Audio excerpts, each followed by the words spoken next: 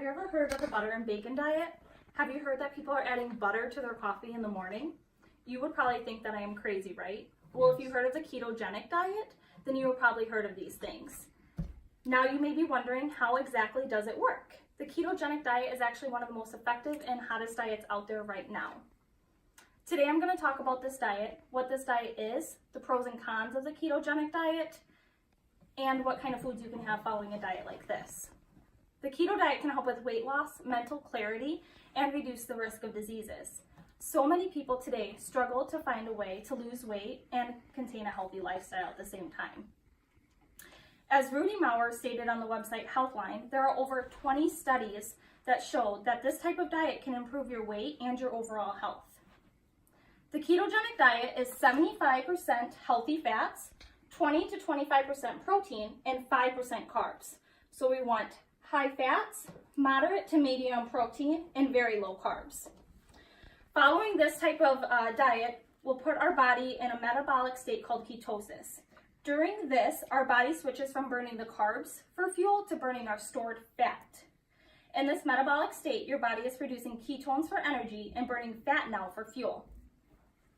This is now becoming the body's main source of fuel. So cutting out those carbs and increasing your healthy fat intake will make your body go into that ketosis mood. Ketones are produced if you are eating very low carbs.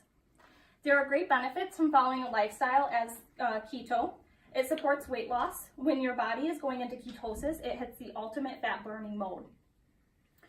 It suppresses your appetite. The high amount of fats from this diet is helping you feel fuller longer and minimizes those carbohydrate cravings and provides steady energy for hours. According to Kim Crawford, MD, this is now because your blood sugar is stabilized at a lower, healthier level.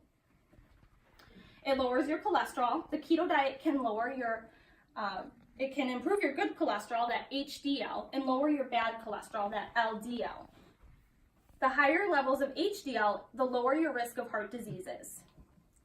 The keto diet is great for weight loss, but it can also be incredibly beneficial for someone with diabetes. It helps control blood sugar levels and insulin in your body. Dr. Sarah Hallberg uses this diet as her #1 weapon to help her patients fight diabetes. Here's why. Remember I said earlier that the keto diet changes the way we convert and store fat instead of sugar. The keto diet improves blood glucose levels and reduces the body's need for insulin. It's important to remember that the diet is 70 to 75% fats, high fats, 20% protein, medium, and low carbs. Since this diet is very structured, we want to make sure that we're getting the right healthy foods within this diet. So here are some of the best ways to get your fats in. We're going to want to get avocados, avocado oil, coconut oil, butters, and then you want to make sure you're still getting your protein in.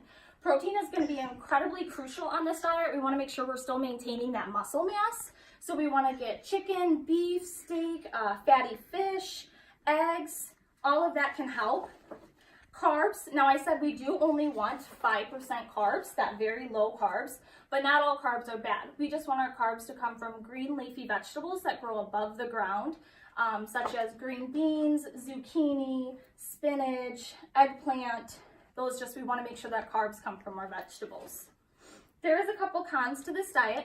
The ketogenic does require an adaptation process, so depending on the person, that can take 1 to 2 weeks. During this adaptation process, to get into that ultimate fat burning mode, we want to make sure we're hitting all of these spots, but our body is going to take a toll. So we can, during this adaptation process, people have noticed that they crave sugar, they have headaches, fatigue, and flu-like symptoms. So this is known as the keto flu. From Dr. Enfelt, this is normal because it's telling our bodies that we're now switching from burning that sugar to burning our own fat. Sometimes it can cause irregular periods in women, and that is normal. Other things is it causes social gatherings to come very hard between family and friends. You're not sure what that food was made with, what it has, the ingredients, added sugars. This is a restrictive diet, remember, so we want to make sure that we take the time to work out what works for our body and do the research. It also can have increased digestive issues. Dietary changes often lead to those digestive issues. Our fiber intake on this diet is now becoming very low, so constipation is normal on this diet. So you want to make sure you're talking to your doctor, getting the right supplements you need in, and making sure you're getting enough to support a lifestyle like this.